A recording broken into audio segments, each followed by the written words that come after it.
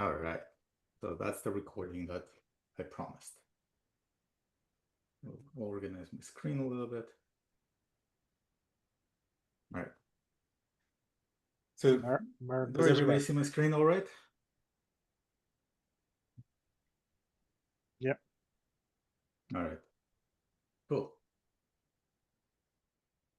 Let's do it. Perfect. All right.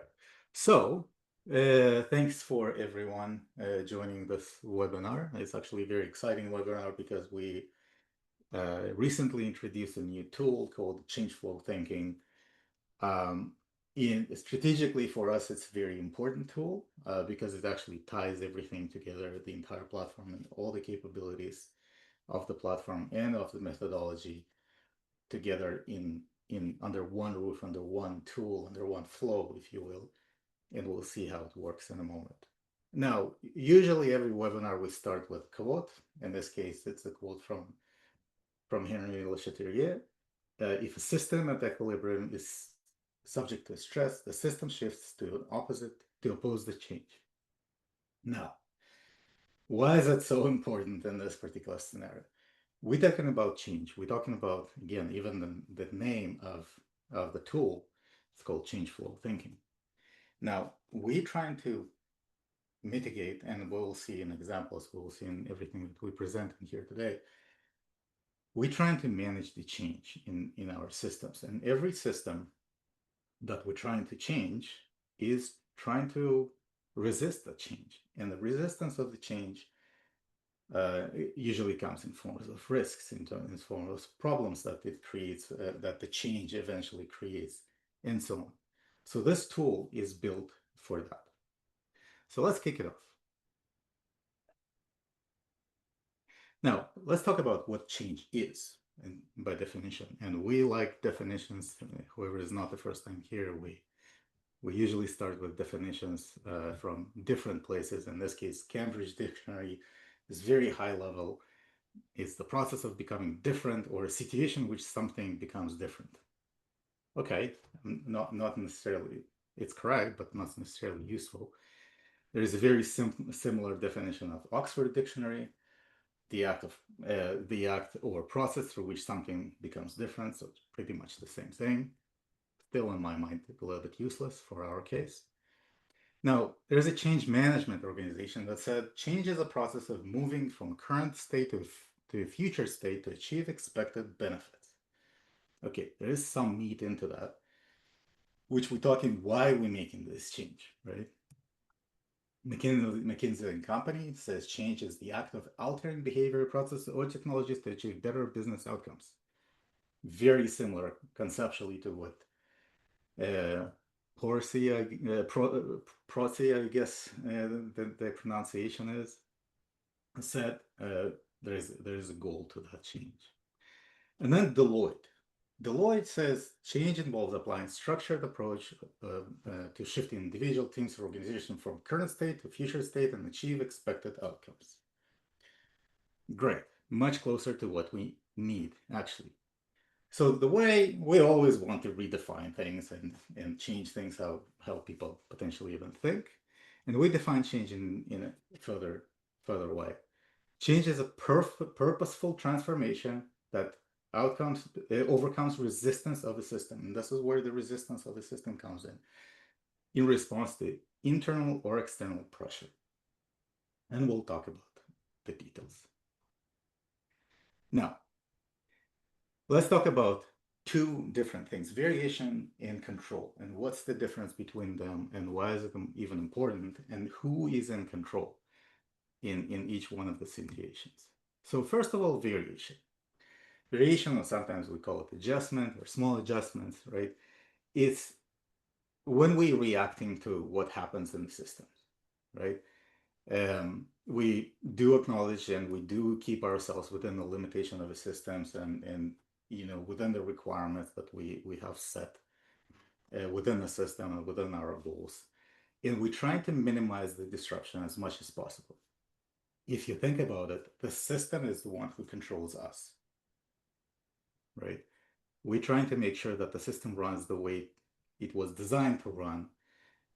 and we basically at the system's mercy in a way. Now, the change, on the other hand, we're questioning the existing systems, right? Eventually, the goal of the change is to modify the structure, to modify potentially even the whole design of the system. This is where the implementation of new technologies, innovation comes in, address the overcome, and we address the and overcome the resistance of the system. We are the ones who managing the system in that case, right? We are, let's call it the kings. Now, the outcome of the variation or adjustment, usually it's immediate benefits or what's many times called short-term benefits. We don't innovate in this case typically, or almost never, right? And the system is, as I mentioned, is in full control. The change, on the other hand, is usually the sustainable improvement or some significant improvements. This is where the innovation happens, right? We are in control. We are the ones who, what we said here, win in this situation, right? So, bottom line, variation is when we adopted the system, right? Or we maintain the system in a way. Change is when we modify the system. Now, a little bit different view of the same summary, right? The goal, for example, for in variation case, it's maintain to make sure that everything is stabilized. Maybe a little bit of optimizations, right? The change, on the other hand, we trying to transform the system and break the limitation of the same system, right? What can trigger that? A little bit from variation perspective, a little bit performance drifts, maybe what we said here, local inefficiencies, maybe numbers a little bit different from what we measure. Change, on the other hand, is resisting the pressure. So that pressure that we talked about all the time, we trying to change the system, address systematic problems, right? So systematic problems that exist, it's not going to be solvable by small adjustments of parameters or things like that. This is where the new opportunities and innovation come in. The approach for variations is, as I mentioned, the fine tuners of parameters depends on the system that we're dealing with. We do adopt the constraints for a system, so we can't really go outside of the limitation of what the system gives us, right? That's usually our box where we can operate. Change, on the other hand, we overcome this resistance. Again, we try to break the limitation. We break out of this box of that the system provides to us, and again, implementing the innovation within the system, within the process, you name it. The system role, again, we talked about this. System drives the decisions, so we not really we can't really do much within the variations of adjustments, right? We just react to something that happens, parameter change, uh, some deviations that we need to deal with. But again, it's still within the same boundaries of the system and what the system allows. But in case of a change, we drive it. We decide what we do with the system going forward. Because we allowing ourselves to make the significant changes. Instruments, right? This is where for variations, many different measurements coming in, and statistics, and heuristics, where in big manufacturing organizations like Intel, for example, they have a whole bunch of systems measuring a lot of stuff, and everything needs to be within a spec. If something not within a spec, now we need to address things and try to find that little parameter that we need to change in order to to get it back to normal, right? And then for change case, strategic tools, what we call inventive thinking tools or creative thinking tools, you name it. This is where the modeling comes in, the root cause analysis, more prevail more on the processes and instruments that we're using. Impact, local improvements, short-term gains, again for the variations, and of course the change allows us to go much further and do significant changes, long-term value building, and so on. And the last thing, the outcome, implement improvement and within existing limits. I wouldn't even call it improvements. It's more of a, if there is a problem or deviation, we can potentially address that by a small adjustment that the system, again, allows us to do. But for the change, we're pretty much free to do whatever we decide to do, and we can really transform and innovate. So, in our philosophy that we set for this kind of thing, variation involves achieving improvements within established boundaries. So whatever, again, the system allows us to do. But change means breaking through these boundaries and to enhance performance, innovate, and so on. Now, managing variations, right? That's a very, very simplified view. I was looking at the different literature and materials on how to manage variations and how to manage change. There's about 5,000 different ways how different companies approach this this management process, right? But at a very, very high and simplified view, there's planning, of course, right? We need to understand what is the inefficiencies, what is it we're trying to improve or adjust, right? Whether it's a statistical analysis or experience of the operators, you name it, right? We understand what the quote unquote problem is, and we're trying to plan how we're gonna resolve that problem, right? Then there is an implementation change. The implementation in terms of a variation, of course, it's usually within the boundaries of the system, right? So we adjust the parameters. So we doing some adjustment within the process parameters like the tool settings as well, right? We do observe what happens. So many times it's an experimentation that we do within while we doing these adjustments, and it's usually performed by frontline engineers and shift operators, and sometimes lead engineers, but it's that layer of engineering responsibility, right? And then of course we're tracking and monitoring and see how it actually improves the process and the outcomes and so on, right? Now, from a documentation perspective for these kind of things, depends on the organization, of course, but some will just keep a note. Yes, I did that adjustment or this adjustment. Some will require a little bit more extensive documentation, but it's typically a very lightweight documentation in these cases because we try to keep the system within the boundaries, within the spec, and so on. Now, change, on the other hand, I'm not sure about the diagram here. The diagram, again, is a very, very simplified view of how we can present it. But again, we try to split it into these same kind of three parts conceptually, right? It is still planning. When we decide to implement the change, we still need to plan to have the planning phase, right? We need to define the desired future state, right? We want to understand where is it want to get to as a result of that change, right? Many times in our world, it's called a ideal final result when we're solving a particular problem, right? We need to analyze the current situation. And again, without even going into the methodologies that we're using, or for example, coming from PRIZ, this is typically what happens, right? People document, they analyze, they're trying to gather information as much as possible, try to plan the change, and this is where the change down manageable logical steps potentially, right? Trying to identify risk. Now we'll talk about the risk in a moment.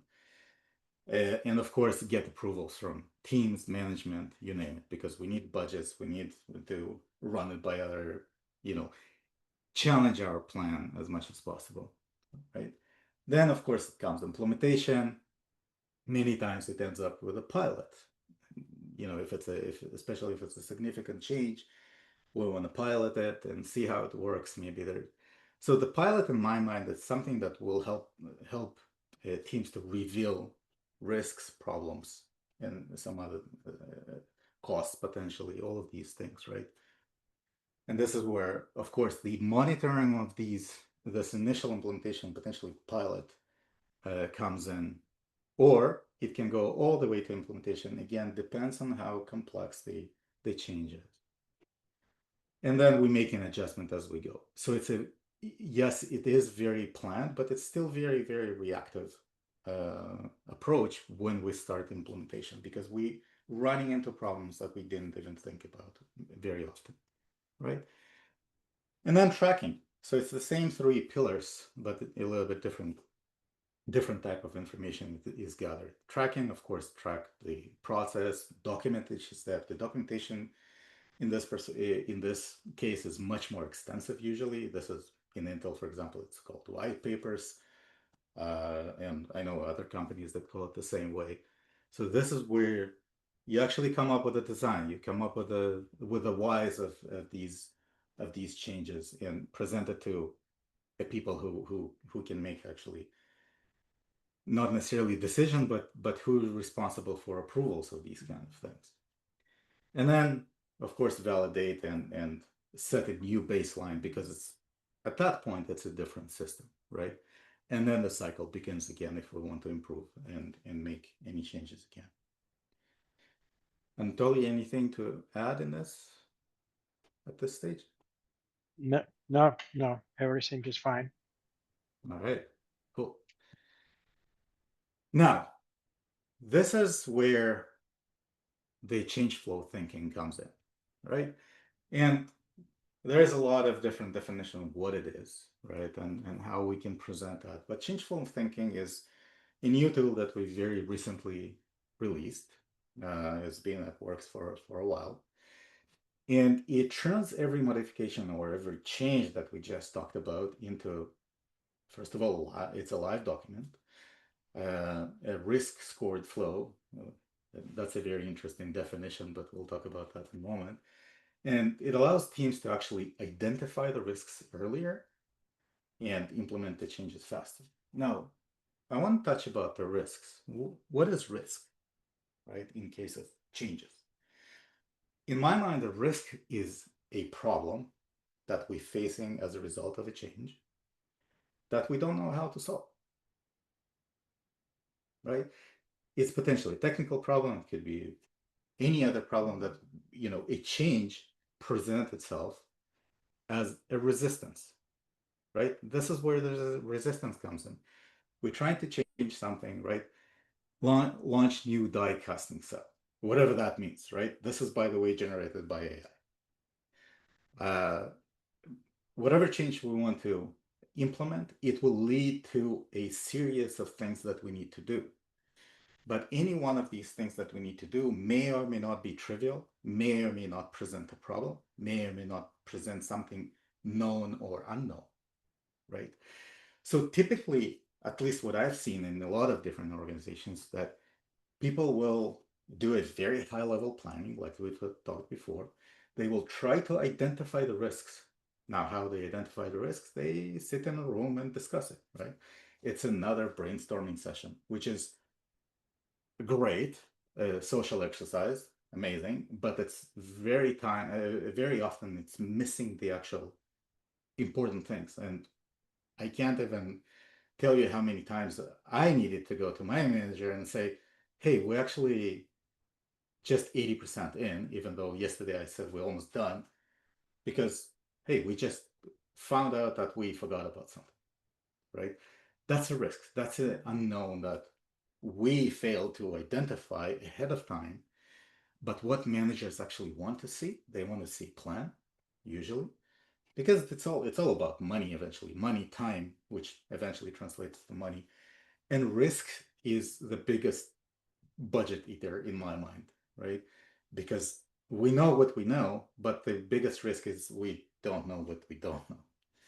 And when we run into this situation in the middle of a process, or God forbid, at the very end of just before the release of the product, now we have a problem. We need to delay the release, we need to spend more money, or we need to solve the problem with more, throwing more money at it, and so on, right?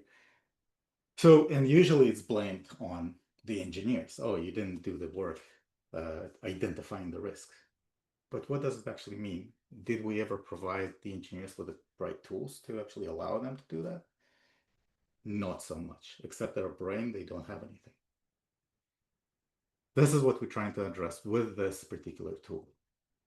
Now, the use cases where it can be used, of course, it's, as you can imagine, it's a industry agnostic, it's a use case agnostic, but some of them that I wanted to pick because they have the highest cost that I could find is, of course, quality deviation, especially in pharma, right? So kappa is the term comes from pharma industry.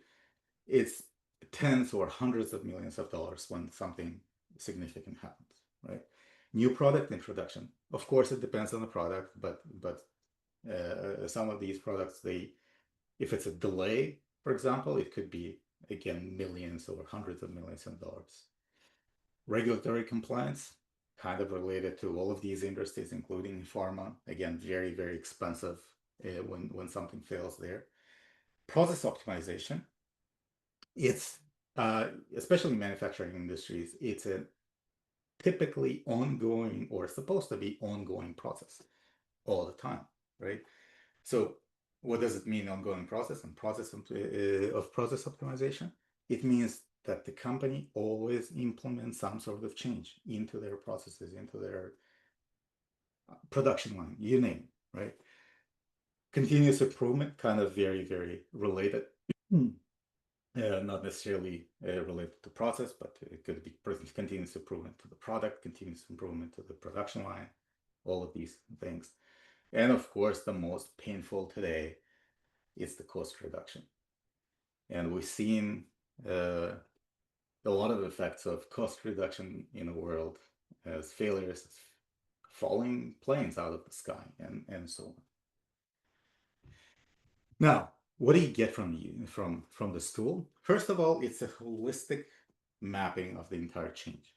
It means what's the dependency, what's the risks, right? So proactive risk management. And now, when we're talking about risk management in this case, since we talking about this problem-solving platform, and PRIZ is a problem-solving platform or innovation platform, it depends on the use case how we present it. Of course, every risk, which is effectively a problem, we allowing the user to break out and go and solve that problem using tools, using methodology, using everything that we need, right? Cross-functional visibility, right? This is where Richard, you just talked about this at the very beginning. Common language across different teams, right? We all seen where CAOs talking one language, they have one terminology. The engineers have a completely different terminology. They don't understand each other. And now there needs to be some sort of a middleware in between to translate what engineers understand into what the CEOs understand and so on, or any other layer, right? Now, audit, this is very important. So especially in pharma industry, every change needs to be documented and documented with very, very little details. Today, normally it's a Word document or some sort of documentation system where people just write, we made this change, here are the risks, this is how we address them. These are the problems that we came across as a result, right? Again, very, very reactive. And here's how how we're going to mitigate them in the future. So this thing is effectively a documentation end to end of what happened with the change, why did we do it in this way, if we had a problem, how we solved it, and so on. And of course, continuous learning. Now, continuous learning is very important, especially in large organizations, but I would say it's important for every organization out there in the world, because every change that we face, every problem we face, we learn from it. Now, a typical example that I can give where a problem-solving process is managed by emails. After 4, 5, 15 different reply all, you don't even know what's going on there. The knowledge is lost, right? There's no knowledge, and you're trying to look it up. Even a few months later, you're done. There's no way. Now this, because it's a organized, centralized, living document. The knowledge is there. It's searchable. You can refer to why was the change done, how we solved all of these problems, and how we overcome the blockers. And that's about it for the presentation. I'll pause here before we dive into the actual demo. Can I ask a question? Of course. Can I ask a question? All right. So, and Victor was just on here, but he's dropped off. But Okay. so, and I've worked with Victor Fay specifically, and the reason why I bring this up, and you are specifically talking about flow thinking, right? This is one of the in the trends of engineering system evolution is his particular contribution that he made as in his apprenticeship with Generic, right? Where he came up with the trend of the, what is it? I put it in here in the notes, the chat section, so you can recall it yourself. The shortening of the energy flow, right? Is that considered in what we're talking about here, or any of his the stuff that he's got? So FYI, suggest this without going too much more into any more detail, which is that this is a really, really important law that I uncovered later as I was doing my own apprenticeship, right? Under all these half dozen trees masters I've worked with. So the thing about it is that one in particular, I found to be the most important one, going back to what we were talking about earlier, because, and this is why it's important, was what Sun Lin figured out was it was problem solving from n+3 all the way to n-2. And that Sun Lin always wanted the learnings to always go back to components research, the n+3, n+2 guys, right? So that we weren't making the same mistakes on the next process node, right? So the yields were higher, we got up the S-curve faster. But it was the flow, the economic flow and the technical problem solving flow, which was the key that Sun Lin was on and that I leveraged, right? But it had to do with this law specifically that I'm pointing out. What you've got going here is, I think, a fantastic start. But the piece that you're going to need to add, if you don't have it already embedded, is that specific trend piece. And I would argue, looking at some of the other trends in the TSE, trends of engineering system evolution, and augment this CFT thing that you have going on, because it is always about improving the flow, arguably. So I don't want to pick up any more time, but I did want to bring that up. Yeah.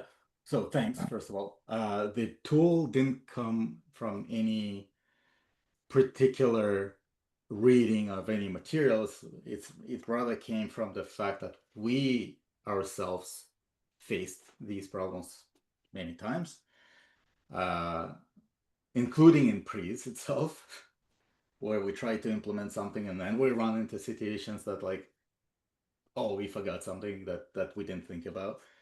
And of course, when we started digging into that, it actually a very common pattern. So this is what we try to address, less with a science or theory. It's more of a from an organizational point of view, right? If there is a way, place to improvement, 100%, right? It's a very first variation of this tool. What I'm getting at, brother, seriously, is what I had to reverse engineer it, right? Everything that I did it because I didn't know why I was successful, right? So I had to reverse engineer it, and then I realized Victor's got a piece in this, Sun Lin's got a piece in this. I mean, Deming's got a piece in this, because you already brought up earlier, right, with the variation thing that I prior pointed out to you about his system of profound knowledge, right? And that was the thing I was like going, there's a whole, it's like it's all interconnected, right? But Victor's work that he did on this flow piece connected all of it for me. I got to tell you, it's and then all the other trends, then they all made sense to me. And then I went, oh, that's all about problem solving, learning as we get up the S curve, right? But Right. it's this flow piece that helps us to get ourselves as problem solvers, right? And our teams that we're working with, right? To get into the flow of problem solving. That's the harmony piece, right? That you want on Right. your team that we always don't get, right? So this is one of the keys to it. I think you're well on the right track with this. So anyway, but Right. this piece right here is a Yeah, good let's happy to talk about this. I just want to be very yeah. conscious of time and still Sure. have a little bit I'll more shut up. time to. It's not about that. It's we do need a Uh, little bit of time to demo. Okay. Alex, Yep, before you leave, could I ask a question? of course, Your of change course. flow thinking you're describing seems to me as if you have one change you're talking about doing. In my work, we are collecting changes from people in the organizations to see what kind of changes we can make to reduce Right. costs. And Mhm. can you use the change flow thinking process to manage the changes of all of these projects or ideas that have come in? Does it fit well with that? Right. It does, but I would mention that same as with any problem solving process, you're usually solving one problem at a time. Now, if coincidentally you solving few of them, that's coincidence, not a rule, right? Same with this. When you're analyzing different, let's say, proposed changes for cost reduction, regardless of where they're coming from, what type of this what are you making your decisions based off of? Whether you're going with this change forward or not, right? It could be cost, it could be risks, it could be many other things, right? So this tool actually allows you to analyze all of these things, and I would I would argue that somebody who proposes a change, it's not supposed to be a one-liner saying, "Oh, let's do this change and let somebody else to figure that out," right? Whoever is proposing that particular change should come up with potentially even a plan or a risk mapping or a plan how he or she is going to be solving particular problems on the way or what kind of risks there are there, right? And so on. So I would argue whoever is proposing that change is his tool, right? When he proposes that change, like when I needed to propose a change to my management, I needed to say, hey, this is what I'm proposing. Here's the risk. This is how long it's going to take, and so on and so forth, right? And potentially different teams that it's going to involve. So this is where I would say the answer is definitely yes, 100%. But I don't think it should be done by a single person, first of all. And I don't think it should be done by the same person like yourself. For example, if you are the one who are receiving all of these change requests, I don't think you're supposed to be the one analyzing them and trying to, you know, conquer the world on your own. It's whoever is coming to you with these proposed changes, they need to come to you with all the analysis. I might be wrong, but this is my personal view. Right. They should come to you with all that information. And then the Mm-hmm. decision maker decides which of these projects to do, what the scheduling is, and all Right. like that. And that's what I was saying is this change flow thinking could be applied to that level too, to say how we will manage choosing and implementing the different projects that are presented. That's what I meant. Right. So it can help. It's not built particularly for that, but it can definitely help by seeing the risk and understanding the risk and understanding, are there different problems that we capable of solving right now within the organization or not, and maybe too expensive, or maybe there's some other dependencies, right? So all of these things they gonna come into play when the decision made. But it's an interesting idea going forward. Thank you very much. Yep. Thanks a lot. All right. If there is nothing else, we I have a only question, Alex. Hello. Of course. Of course. I think the last question was related to the dashboard across several projects, as I understood. Yeah, Mhm. which is certainly a valid question and very important. I have maybe I missed it, but once we think in flows, so there are controversial flows, process flow or problem flow, which occurs somewhere in the process flow, and Right. we try to track back what could be the reasons, and Mhm. the flow of ideas and solutions is going upwards. So how can we manage these controversial flows? Analysis flow, process flow, and improvement flow, ideas flow. Right. Okay. So I think we have it answered as part of the demo. But in general, what I mentioned before, this tool kind of puts, it glues all the tooling that we have in the platform together, right? And I'll dive into that. So when you analyzing a particular problem, for example, as part of a step somewhere, right? We're basically allowing the user to say, you know what, there's a problem. This problem needs to be analyzed and solved eventually, right? Or we need to discuss it as a group and then analyze and solve. And we're allowing all of these connections. And again, I want to dive into the demo for that so we can actually show how it works. Okay, thank you. All right. And I hope I understand your question correctly.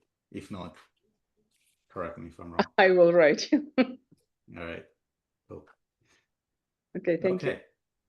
So I will switch to another screen. We have only about 20 minutes for that. All right. Do you see my screen okay? So again, whoever is first time looking at the platform is organized in form of projects, and every project, David, back to your question, is how do, is it a one thing that we're solving or one? So yes, the project is built to address one problem or one change or one something, right? Now, a project is basically a shell where you holding all the information about that particular initiative, let's call it, that you're trying to make in case of a change or problem solving or process improvement, you name. Right. So we created a project beforehand because it usually takes time. Of course, we want to have a description of a project of what is it we're trying to achieve. We build a problem statement around that. And again, we have the problem solving tools, and this tool in particular is sitting right here, right? There's a lot of different information about how to use the tools. There's a full documentation, very detailed documentation about what it means, how to use it, how to operate it, what every single thing means, and so on. Now, just to be conscious of time, I'll start with a few examples of basically operational examples of how we managing this tool, right? So as usual, we do want people to write down what is it they're trying to analyze, or what is in this case the change that they're trying to enforce, and I'll just copy paste from what we have from before. Now, when we go in and modeling this thing, right, it starts with the definition of a change, definition of a goal. In this particular scenario, we want to implement a new problem-solving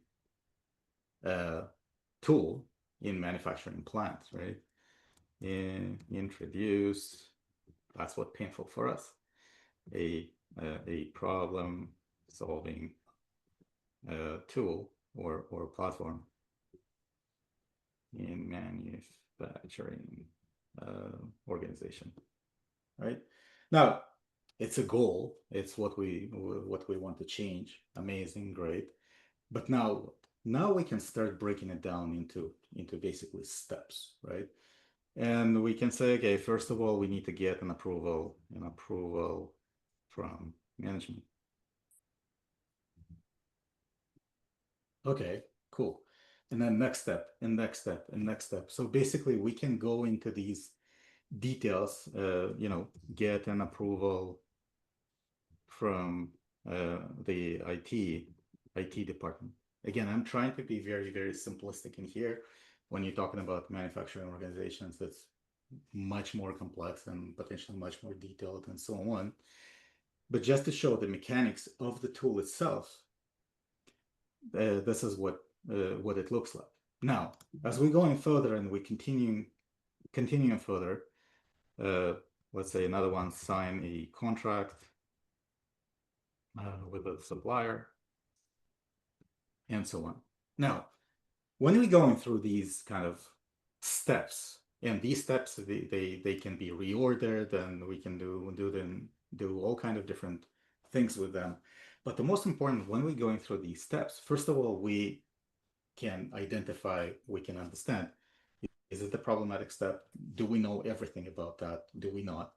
We adding a comment and say, listen, the management already agreed. Okay, great, perfect. So this can be marked as like, okay, it's verified, it's solved, it's all good. There is no problem here, right?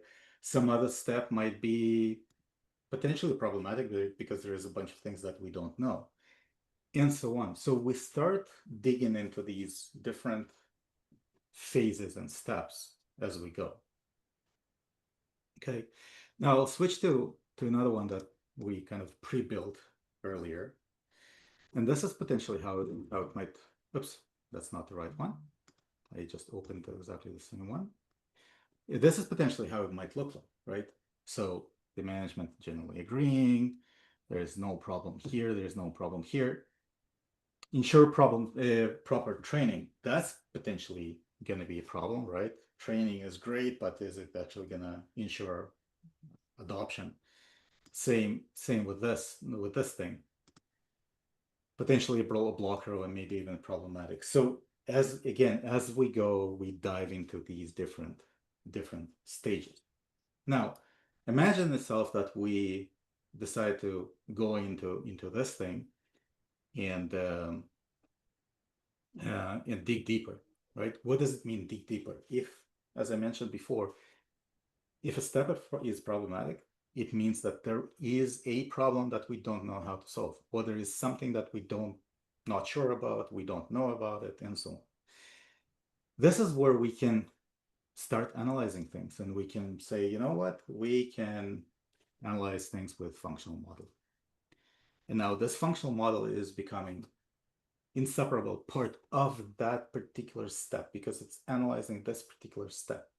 And we can go in, open this functional model and start analyzing this step and do all of the work. Again, I won't dive into functional model itself here specifically, just to be conscious of time.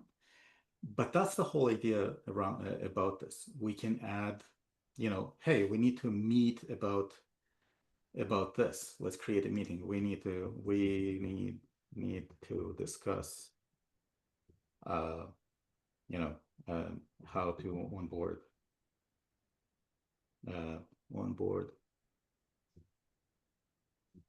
people, and so on, right?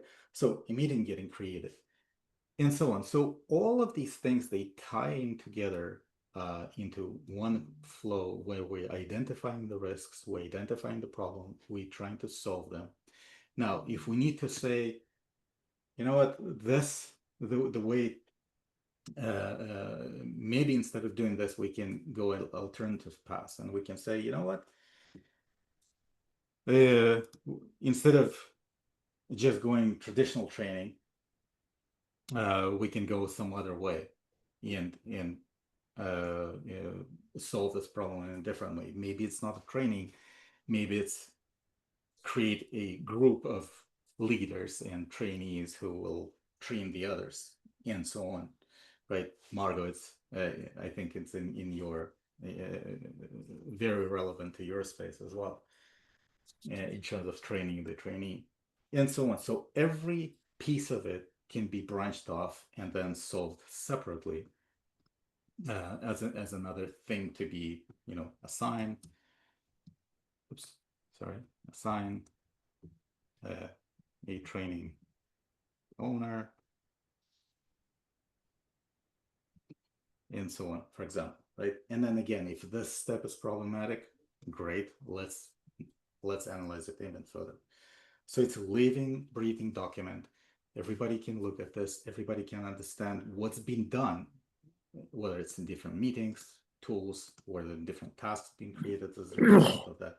Are there any ideas that are being generated as a result of that, right? So that ties into all the idea management that goes into it as well. So again, if we're looking at something that we already pre-built before, it could potentially look something like this, right? So something that we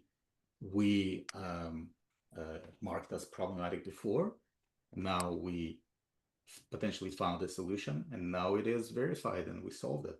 Okay, cool. Let's move further to the next step. In here, here's the functional modeling that we just talked about, and so on. Here's the tasks that somebody needs to do something as a result of this. Ensure reliable implementation and usage. So maybe it's assigned to Bob from IT department. Okay, great. And so on. So we breaking down the flow of all the changes that needs to be implemented in order to achieve this ultimate goal of the change that we try to implement in the first place. We have 8 minutes left, and I'll pause here for any questions. And the last thing that I want to show is, of course, the report, right? All of these things, they getting dumped into the report. Whoever worked on it, what they contributed, what was the problem, what we tried to resolve, the modeling, everything underneath it, all the tasks that being related to that, who were assigned to them, and so on and so forth. So that's the one that I just created and didn't really do anything with that. So all of these things, they getting documented as a one documented, tagged for the date. And this is where the trackability and audit comes in. It's saying this is how we implemented the change.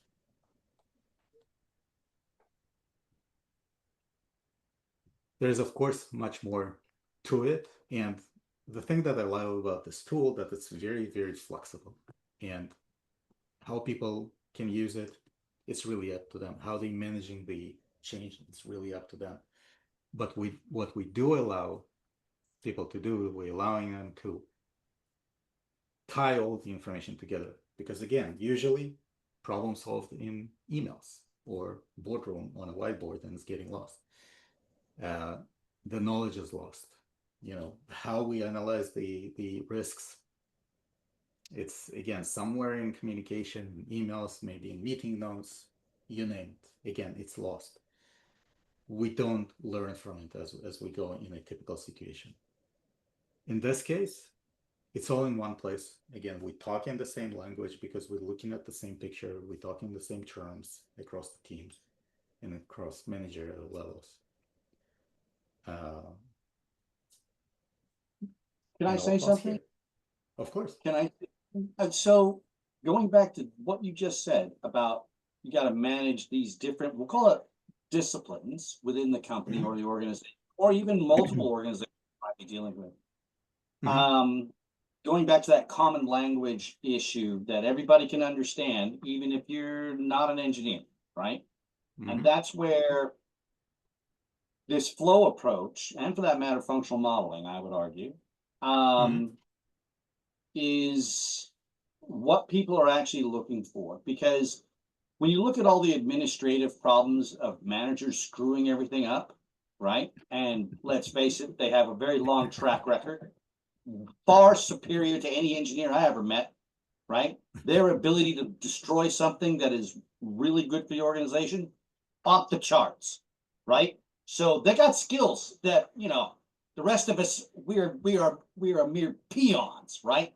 However, what I have found when you give them a structure like the law of S curves, and then you use the transient engineering system evolution as a framework, right, to wrap around this, the flow piece, right, that you have here as a look, this is how you're going to manage your entire organizational performance, because the organization, whatever organization is, it has its own hierarchy, as you just explained, right?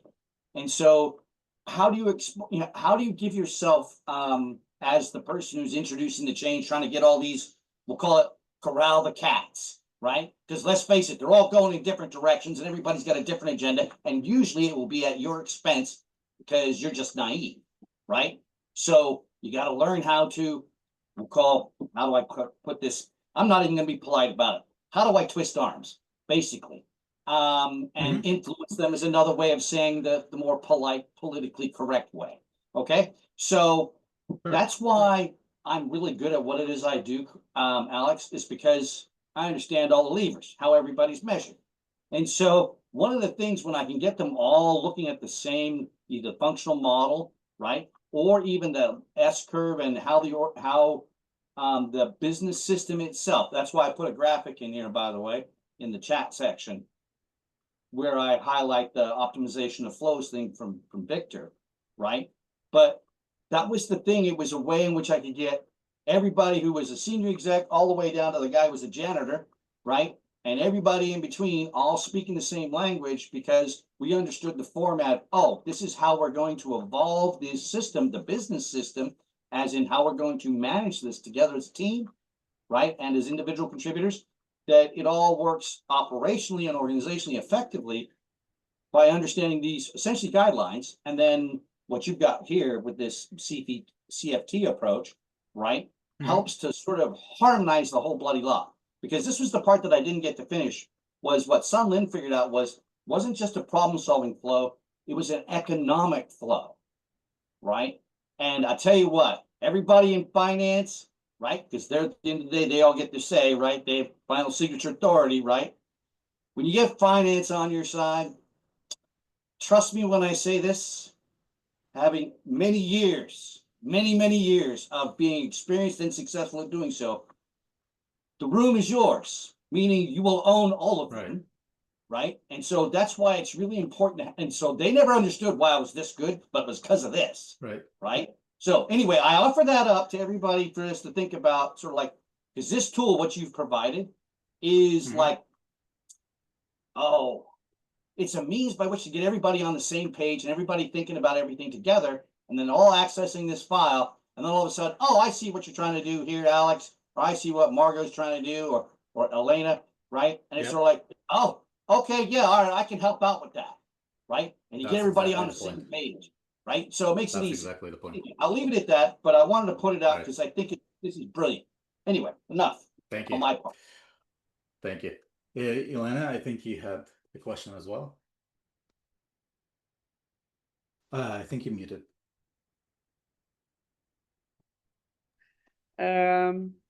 I tried to ask ChatGPT to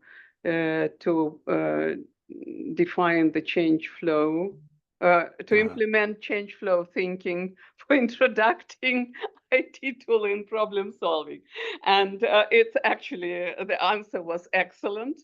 And in addition to the steps, so it's structured automatically: step, what to do, and output.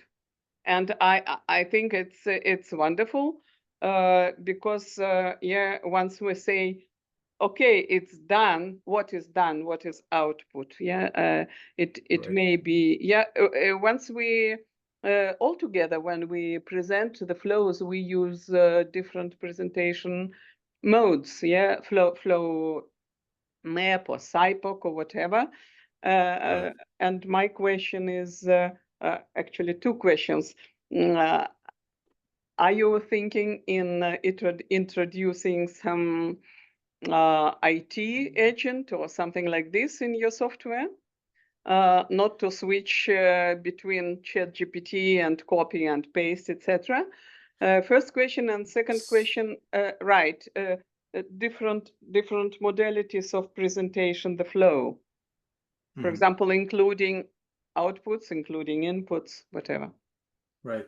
So I'll answer the second question first. Yes, because please. it's a simpler one. Yeah. The answer is yes. We probably going to be, not probably, we're definitely going to be developing this tool further as we get feedback and as we understand ourselves how it's going to be getting used and so on. Because really, it's I think it's simple enough to be flexible enough for everybody else everybody to find its own way how to use that, right? So how is it going to be used? We don't know yet, right? We know what we know and we know how we use it, but how is it going to be used by other people? We don't know. We'll see, and we'll evolve from there, right? It's kind of a typical approach there, and we'll try to solve the problems for people as we go. So yes, the answer is definitely we're going to be introducing and potentially even costs for each and every one of these steps. What does it mean? How to, so back to David's example, David's question of how do you evaluate responsible responsibilities and so on, right? There's a lot of things that can be introduced in this flow, 100%.